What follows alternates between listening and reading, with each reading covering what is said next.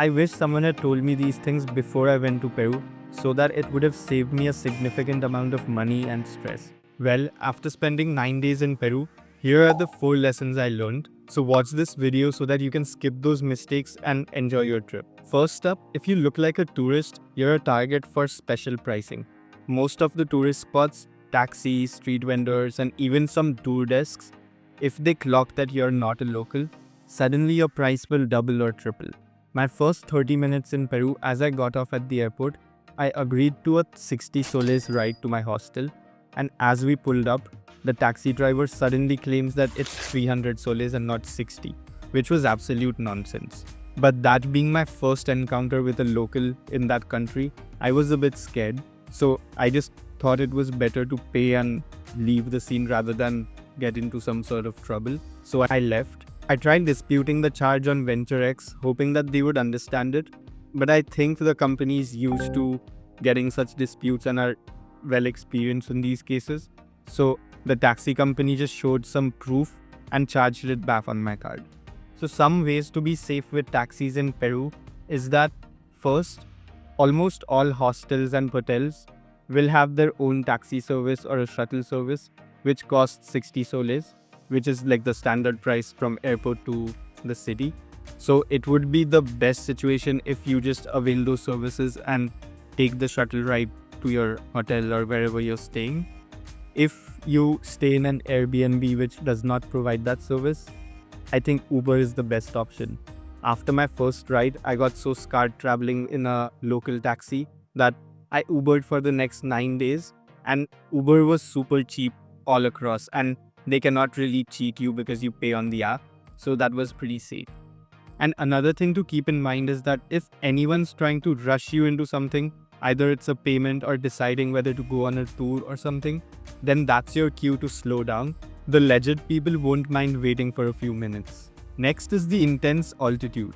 You'll almost definitely have a stop at Cusco if you're going to Peru, because that's one of the major cities on the way to Machu Picchu, and it's at a pretty high altitude. I thought I was fine because we paced ourselves on our first day in Cusco. We didn't go too hard, just rested in our hostels and had kokaki. But altitude sneaks up on you. When we reached Rainbow Mountain, which is almost at a comparable height as Everest Base Camp, we struggled a lot for oxygen. The trek itself wasn't too intense, but because of the low oxygen density, we had to take a stop every 2 minutes just to catch up on our breath. It wasn't fitness, it was just the oxygen in the air.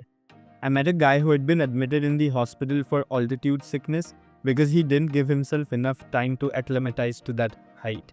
He said that it was brutal. Take the altitude very seriously and give yourself a rest day. Hydrate like crazy and drink coca tea. Most hotels or hostels will have it free in the common areas because every tourist ends up needing it.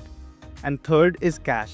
I went to Peru thinking that it might be a cash transaction country, and so I got some soles at the airport.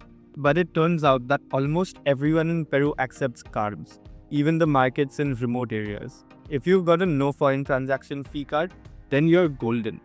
Personally, I would recommend VentureX or Build as 2 options, but honestly just pick what suits you. There are many out there.